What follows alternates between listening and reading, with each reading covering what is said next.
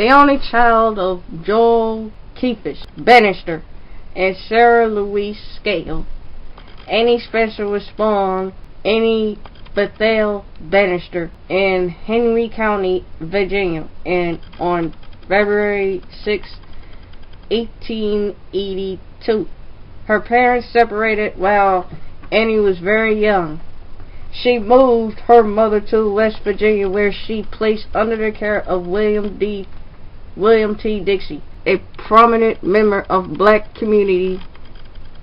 Sarah noticed her daughter's quick abilities with the English language and sent her to the Virginia Cemetery, where she graduated in 1899. Almost in 1899, she met her husband, Charles Edward Spencer, whom she married on May 15, 1901. Her celebrated Harlem resident poet, James Weldon Johnson, hailed to discover Annie's talented poet and also gave her the pen name for Annie Spencer. From 1903 to her death in 1975, Annie Spencer lived and worked at home at 1313 Pierce Street in Lynchburg, Virginia. As an adult, Annie's poetry grew in popularity and meaning. The Harlem residents allowed her to meet people like herself who inspired the poetry through their ideas and artwork, eventually led to her work being published. James Weldon Johnson of R.E.B. Du Bois were regular visitors at her house and would often spend the day in the deep conversation discussing everything from art to politics. They all started as similar likes and dislikes, were all strong, independent thinkers. Annie was the first African American to have her private poetry included in the Norton Anthology of American Poetry.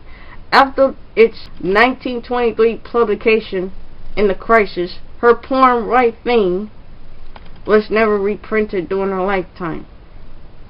Nevertheless, its impact was such as Keith Clark and notable black American women referred to as quintessential protest poem. Annie was deeply involved in her local community of NAACP, founded by the local branch of the organization in her home. Throughout her commitment to equality and educational opportunities for all, she hosted such diaries as Langston Hughes, Marian Anderson, George Washington Carver, Thurgood Marshall, and Dr. Martin Luther King. Aside from her involvement in her community, Annie's most important role was that of mother. Together, she and Edward lovingly raised their 3 children, Bethel, Elroy, and Chauncey Spencer.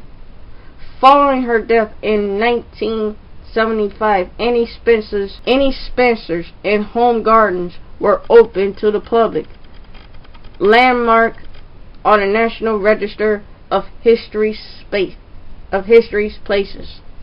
Now I found this on a Facebook page called Brown Girl Collected, and they references were www.anniespencermuseum.com. That was the story that I got it from. For Jim Easter Eve. If ever a garden was jettisoned with old tombs set high against the crumbs, olive trees and lichens, this my garden has been to me. For such as none other than so sweet, lacking old tombs, here stand for my grief, and certainly innocent tree. Peace in here, and every reason a quiet beauty, a sky falling about me. Eventually the compass, what a sour, but tenderless now in the earth close frame of land and sky, falling constantly into horizons of east and west, north and south. What a pain, but happiness here. Amid these green and wildless patterns, a definite texture of blade and leaf, beauty of an old tree. Last confident get, he said, your garden at dusk is the soul of love, blurred in its beauty and softly caressing and gently darling, the sweetest confession. Say to your garden dust, is your soul my love. 1975. That was her last poem before her death. Turn to earth, clod, peel and shaly rock, and foundless mollusk, a curly worm, who familiar is everywhere. Kneel, and the curly warm science now will light the world that tells a poem. I like some of her poems. These poems are interesting. Some of her stories, telling by this story, Annie was pretty smart. I could tell that Annie was pretty smart, and she helped her own community, which was great. Kind of like the story. I'll be back with another story.